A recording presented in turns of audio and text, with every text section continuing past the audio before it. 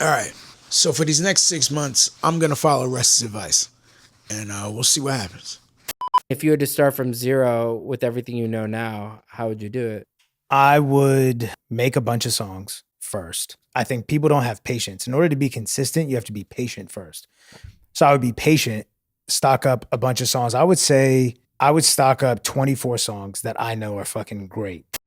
And so we did just that. So for like the last year, I made a lot of music, a shit ton of music.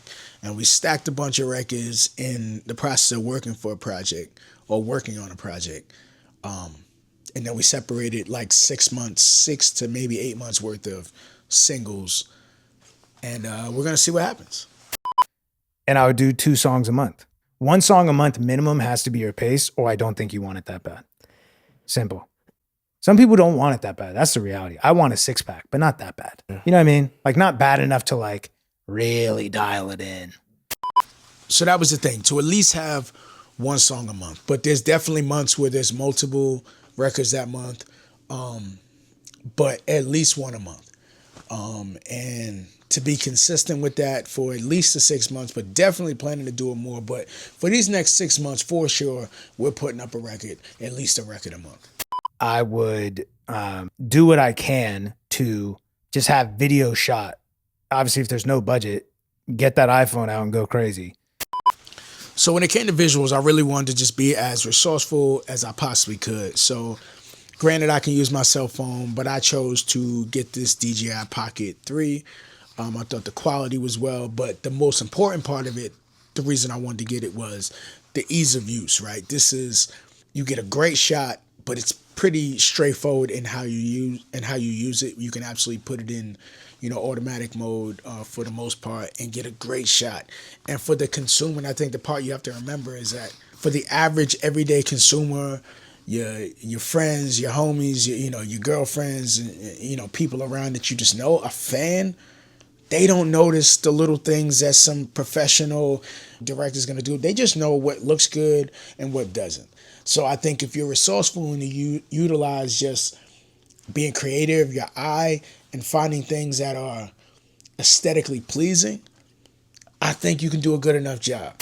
I didn't want to overcomplicate things. Like I didn't want to make it to where it was like I got this expensive camera and now there's a learning curve in figuring out how to use the camera to get what you want. I wanted something that I can just set up on my own, do it. I can shoot videos by myself. I don't need necessarily a bunch of people or a crew or someone to even hold the camera. I just needed to be creative and find something that just looked dope. And so I wanted to take as much ownership in what I can do on my own and not have to rely on other people. Because I know for me, relying on people in the past is sometimes one of those things that have fucked me up. So I want to try to minimize what I need to ask for help on.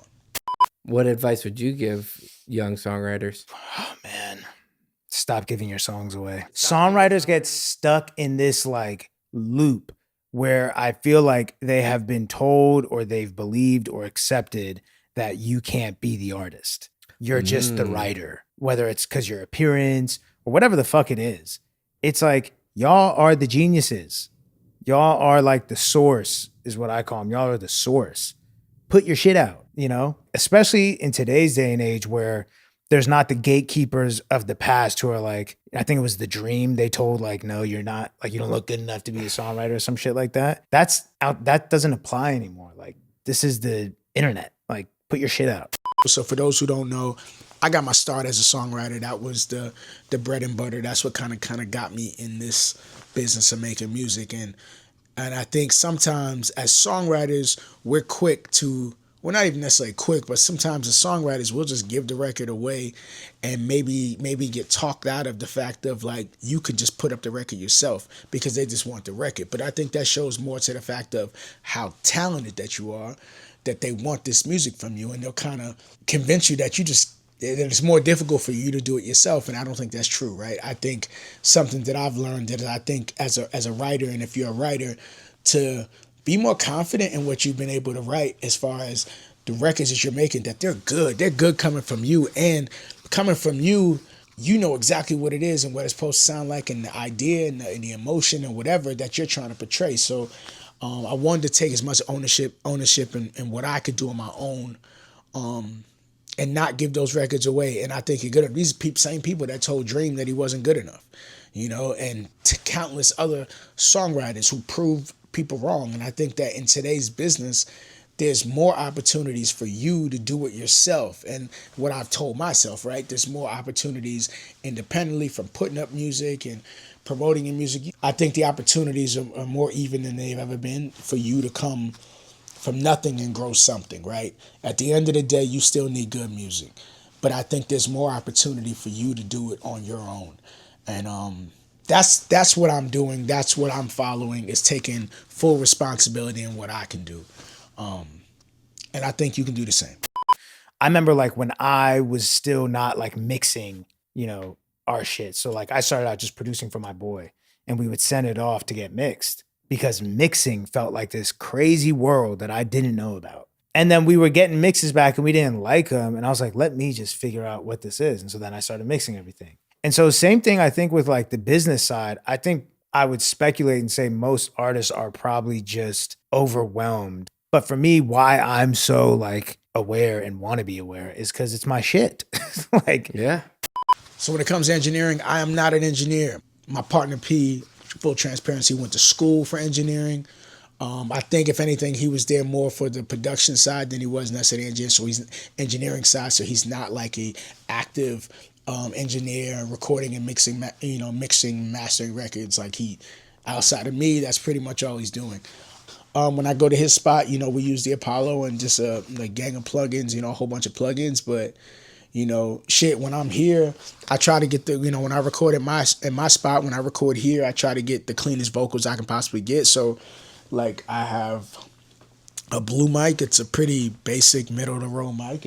I think it's like maybe $300 or so.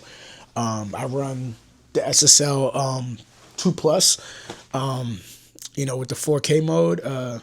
Just keeping it simple, being able to just push that button and getting somewhat of a 4K sound, but just getting, adding a nice little texture to the record. I use Logic, and to be honest, I use GarageBand. I just use one of the presets just to get a clean vocal.